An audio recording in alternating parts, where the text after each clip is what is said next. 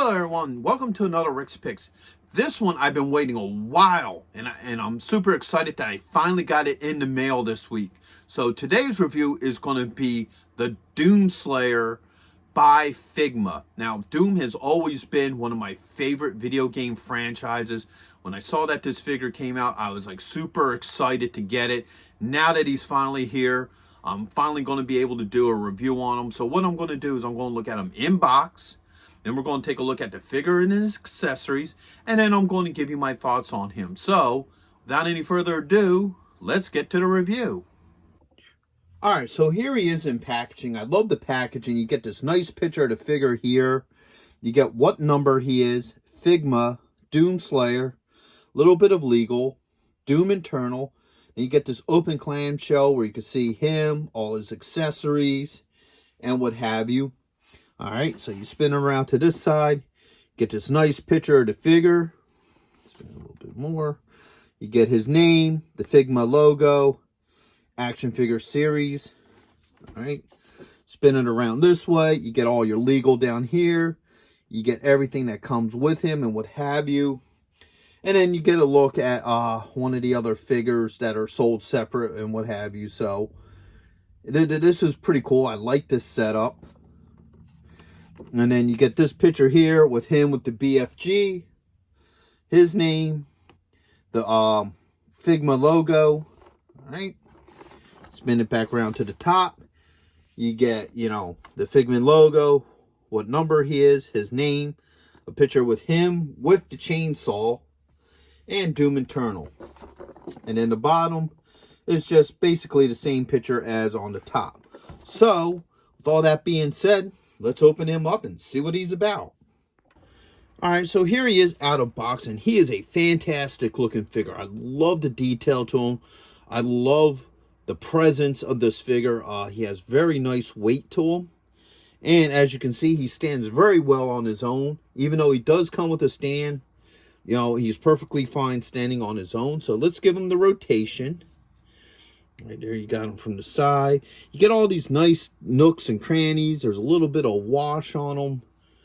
They definitely took some time with this figure. I tell you that much. All right. And then back around to the front. All right. Let's start going through his points of articulation. So first off, head's on a ball joint. He has a shoulder joint. Now here's the cool thing about this figure. So his armor can actually move. So you can better move the joint, okay? And then when you got it in position, you could just put the armor back, or as you move it, you can shape the armor however you need it to work with the joint. So I do like that. That's pretty cool. And that's the same with his elbow joint. So let's take a look at the elbow from this angle. So if I want to move the elbow into this position, see how you have this gap here? Well, the armor, the elbow pad, just moves, so it kind of covers up the gap a little bit. So this thing is actually on its own piece here, which is really neat. So that way, when you put them into this, that sits right where it's supposed to be, and then it moves with the arm to sit where it needs to be when he's into that position. So that's pretty cool too. So I do like that. He also has a wrist joint. All right. Put his arms up. He has a torso joint. All right, down in there. All right. He has a joint underneath the rib cage, so that goes back and forth and moves. All right, he has a thigh joint. And just like the elbow, we're going to turn him to this side. When you bend his knee, the armor moves with it. So his knee pad moves with the knee. So I think that's pretty cool. So that way you don't have like some big gap like that. You can just boop, move that up, and it closes up the gap a little bit. So I do like that feature on this figure. And the same with his ankle joint.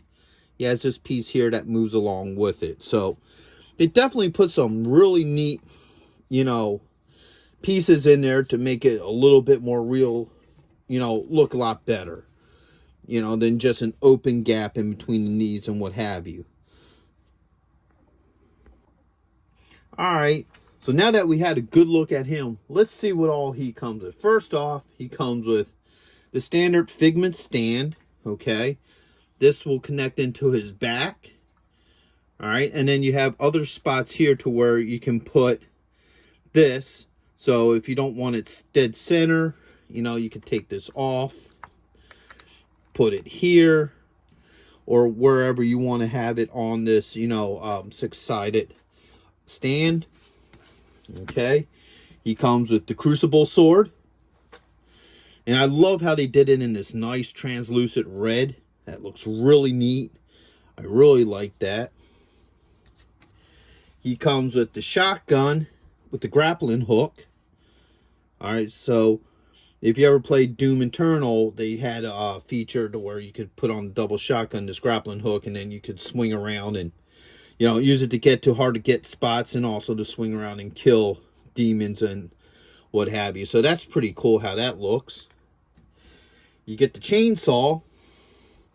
There's no Doom Slayer is complete without the chainsaw. You know, he has to have that chainsaw. And I love even how they have this nice little decal on the side of it, you know. So I think that's really nice too. All right. He has his wrist sword, okay. We'll show how that will, you know, fit onto him later on in the video. So I love the detail on that. I love the coloring. All right. He has his shoulder-mounted cannon, okay. That opens up and what have you. And they have an extender for it too. So that's this here. It's not much of an extension. It's like, you know, maybe another inch or so, but they do have an extender for that. And I saved the last weapon, the best weapon for last, the BFG. And for any of you who don't know what BFG stands for, I will tell you, it stands for big fucking gun. All right, so he does have the BFG, which is really nice. All right, I love the colors to it. I love how they get this like glowing green in there. That looks really cool. Gives it like a sense of pop. And then, last but not least, he has a whole bunch of hands. So he has this hand here. Okay. He has this one here. All right. This one. All right. This one here.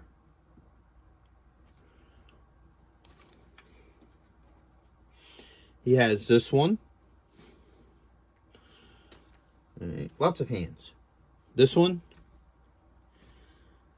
All right.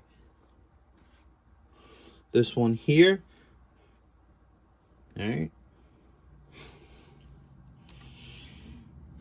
He has this one. Okay. This one.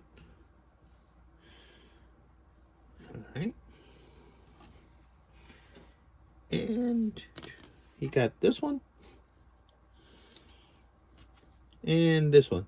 Now, one of the other nice things about this figure too, and I want to show you this, is they have these protective guards to protect the holes for the hand. So I think that's pretty neat. So that way, you know, you can't damage the hole that the hands go in. This just slides in there nice and protects it. So I think that's a neat little thing too that they did. And it also comes with this here. I'm not exactly sure what this is. It looks like it should be like, you know, like part of the stand. So this might be an alternate head to the stand. I'm not 100% sure. So let's take a look at how all these things work with him. Hey, are you going to be in the Philadelphia area between September 9th and 10th? If so, check out RetroCon. It's affordable. They have lots of great vendors. There's going to be cosplay competitions, celebrities, and much, much more. So go ahead and check out the link in the description. And also, Samuel J. Jones is going to be there, better known as Flash Gordon. So check it out. Greg Evigan will be there, best known for BJ and the Bear, My Two Dads, and Tech Wars. voice actress Kathy Garver will be there, the one and only Firestar from Spider-Man and His Amazing Friends. Next on our list, all the way from Cybertron, the hit rock band Cybertronic Spree. And check this out, the rare Hasbro Proton Pack as a raffle prize. Now you can't beat that. All right, so let's see how well some of this stuff works with him. First off, let's go with the shotgun. So there's different types of hands for the weapon. So this looks like a hand that would probably be best used for the shotgun. Okay. So let's take this one off.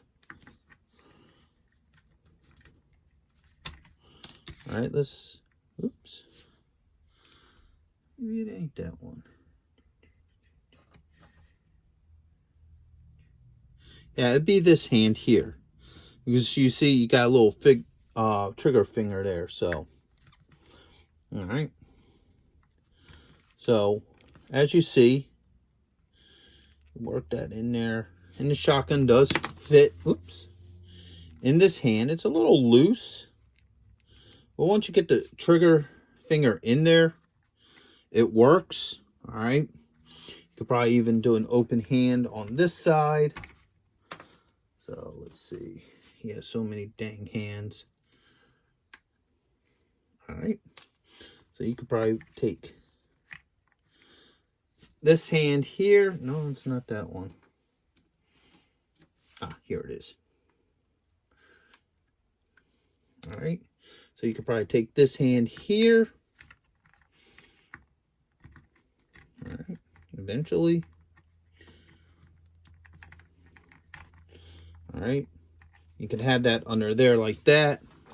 So now you can have him holding the shotgun just like that. So that's pretty cool. Definitely a nice pose. You can also have him hold the BFG. The same way. That just hooks up right under the thumb. Okay. And you can put that hand under there. Now you also got him with the BFG. And of course you can put them into other poses and what have you. I'm just, using these poses here for just a quick reference for the figure. All right. Get that out of there. The chainsaw. All right, we're going to pop this hand off. Get him back onto his stand. All right. Now, with the chainsaw here, you use this. Oops, not that one. The opposite of that one. Where is it? Not that one. I had it here. No,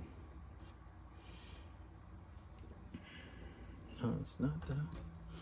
It's this one here. All right. You can use this hand here. All right. And what it is this piece comes undone. Okay. So that opens up. And then you just slide the hand over it. Oops, other way. All right, just like that. Close this back up. And then, oops, no, it does go the other way.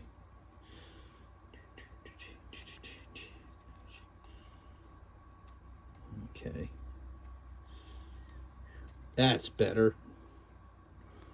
All right, so you close that up. This hand can come around here. All right, get that on there just like that. All right.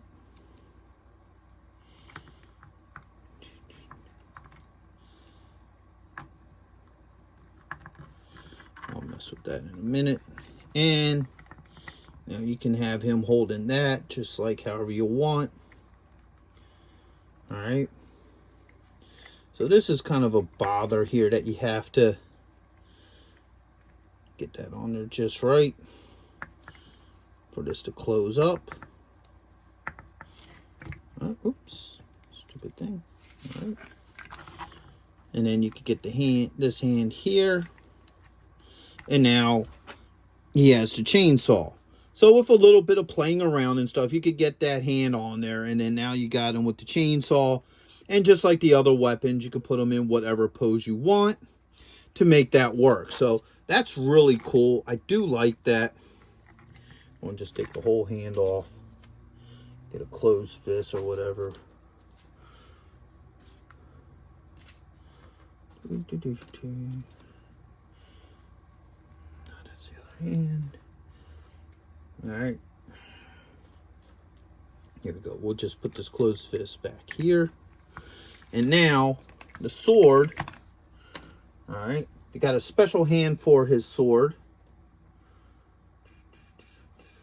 I just got to find it. Ah, here it is. Okay, so you have this hand here that's made for the sword. All right, that just pops right on there. So here it is. Now you're going to have to definitely open up these fingers a little bit for this because this has a very large pommel. Oops. So it makes it, there it goes.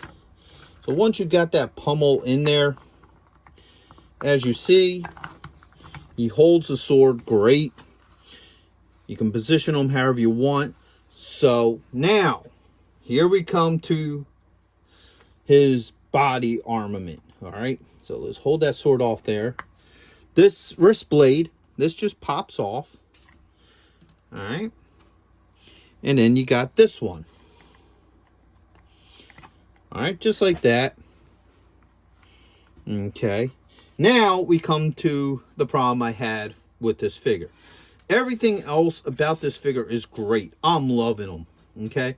But now we get to his shoulder mounted cannon. This is the arm piece here. All right.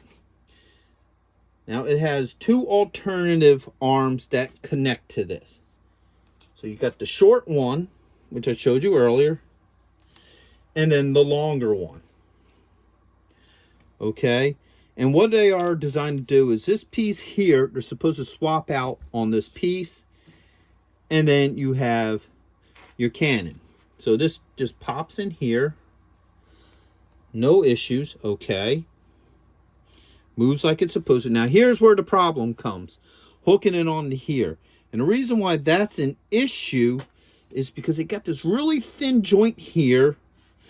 And with the slightest bit of pressure, it popped off. It broke. All right.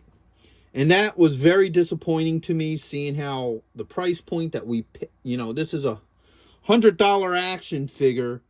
It shouldn't be breaking like that, And as you see, you may not be able to see it too well here, but all it was a little thin circle of plastic.